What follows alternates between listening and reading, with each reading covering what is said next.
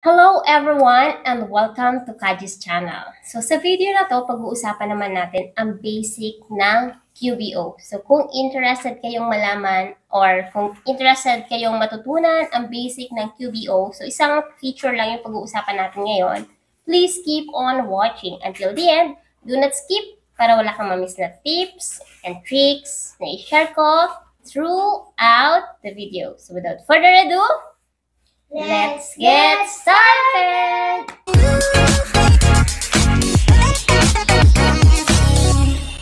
Kung bago ka lang sa channel na to, I'm Kaji, virtual assistant, executive assistant, bookkeeper, accountant. So kahit anong work, pinapasok ko, basta't online, kasi online work is amazing! Sa channel na to, dinidiscuss natin more on online work, tips and tricks, and mga success stories. So kung interested ka sa mga topics na yon, please consider subscribing and don't forget to hit the notification bell para wala kang ma-miss na video na ina-upload ni Kaji every single week.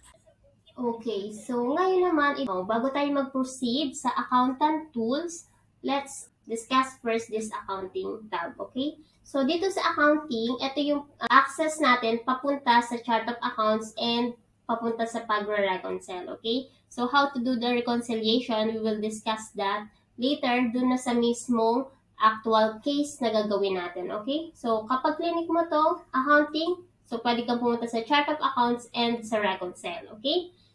So, yung chart of accounts, na-discuss ko na siya kanina sa video. So, familiar ka na dyan. And then now, punta naman tayo dito sa accountant tools. Pag accountant tools, ito yung mga tools na madalas ginagamit ng isang accountant. Okay? So, as a bookkeeper, maganda rin na alam natin to. Okay? So, dito, mga quick links lang to at saka mga tools na pwede mong magamit sa pag-update ng libro or ng QuickBooks Online ng client mo. So, meron tayong quick links papunta sa chart of accounts. Pwede rin tayo dito mag-create ng journal entry.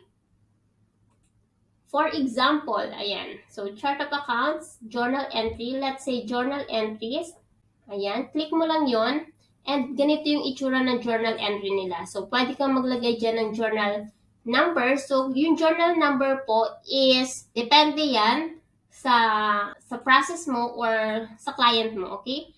So, pwede mong sundin yung journal entry number ng QuickBooks or kung meron kang sariling numbering na sinusunod, pwede mo yung gawin dito. So, make sure lang na sunod-sunod yung pagkakagawa mo. And then, dito lang, kung kailan mo gustong i-post yung transaction. Halimbawa, meron kang adjustment na gagawin or meron kang accrual na i-record. So, isa-select mo lang yung tamang date dito kung kailan ba siya. For example, December, and then account. So, account agad siya. Pipili ka lang dyan. Pwede kang mag-type. For example, accrual, kung meron. And, halimbawa, retained earnings, or cost of goods sold. Ayan. Lahat yan. Lalagay mo lang yung total debits. And then, sa baba, yung credits. Hindi pwedeng dalawang amount na ilalagay mo, isang debit, isang credit, hindi sa isang line, hindi pwede, okay? So, kung meron kang debit, isang line, ang credit mo, another line, okay? And then, lalagay mo din, syempre, ng description. So, sa description, lalagay mo, bakit mo nire-record tong journal entry na to, okay? Gagamitin lang natin ang journal entry every time na meron tayong adjustment or meron tayong mga transactions na i-record na hindi pwedeng i-record sa sales invoice or sa mga bills and expenses, okay? And wala sa bank. So, itong journal entry is madalas ginagamit lang natin at the end of the month or at the end of the year every time na meron tayong adjustment na gagawin, okay? So, kung ano-ano yung mga adjustment na pwede nating i-record dito, depende yan. So, pwedeng inventory adjustment, accrual, yung inventory adjustment, depende pa rin yan, okay? Lalo na kung sa QuickBooks nagtatrack ng inventory. Pero kung hindi, pwede mo itong gamitin journal entry. Mga accrual, yung mga small adjustment lang, like 0.01. So, pwede mo siyang gawin dito sa journal entry. Ang kaibahan lang ng journal entry ng QuickBooks Online at ng Xero, sa QuickBooks Online po, pwede kang gumawa ng kahit anong journal entry gamit ang kahit na anong account category. So, kung sa zero, hindi ka pwedeng mag-create ng journal entry gamit ang bank account, gamit ang accounts receivable, accounts payable, dito and inventory, dito po sa QuickBooks Online, lahat po pwede. So, kahit ang adjustment mo is related sa bank, pwede siya. Kung related siya sa sales invoice, pwede siya. Kung related siya sa isang bills mo, pwede siya.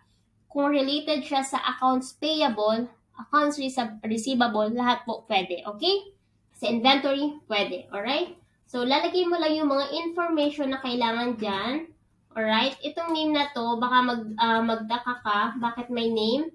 So, ito ay gagamitin natin especially kung merong accounts payable or accounts receivable. Alright? So, total debit should be the total credit. Okay? Ang pagkakaiba nga lang dito, let's say 1,200. Tapos, inventory. Meron pa tayong inventory. Inventory asset, 200. Let's say 100. Ayan. Hindi mo makikita agad kung may difference kasi walang error na lumalabas or red note na lumalabas na kulang yung debit mo or kulang yung credit mo. So, hindi mo agad siya makikita. So, make sure before you save the journal entry, make sure na yung total debit mo and total credits ay parehas, okay? For example, you want to delete this one, all you have to do is to click this. Alright? Click mo din to. Ayan. So, mawawala na sila dyan, okay? Sa pag-create natin ng journal entry, you have the option also to add a memo. So, for internal purposes, pwede mo siyang ilagay dito.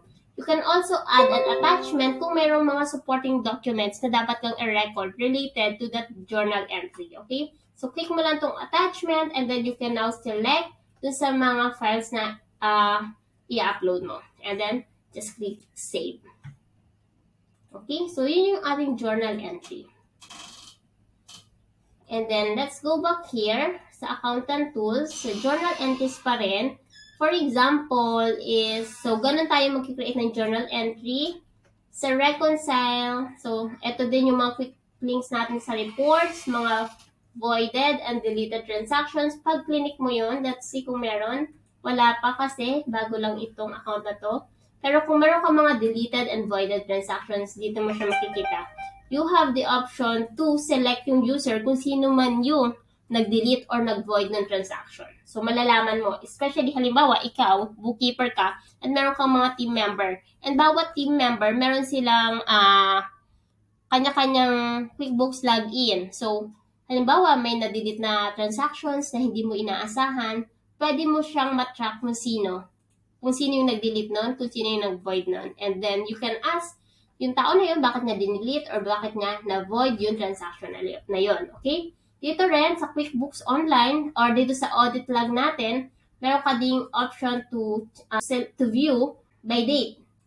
Yesterday, this week, this month, this quarter, this year, and so on. Okay?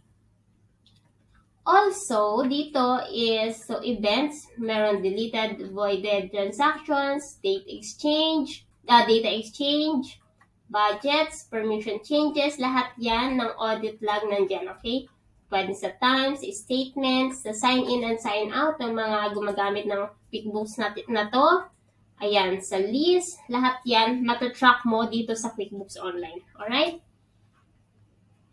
And then another sa accountant tools is yung close books. So, pag clinic mo yung close books, mapupunta ka sa settings, alright? And dito, makikita mo na yung close books dito sa accounting ay naka-off. So, pwede mo siyang i-edit to on this one. Ayan. Close the books. Naka-on na siya. Closing date.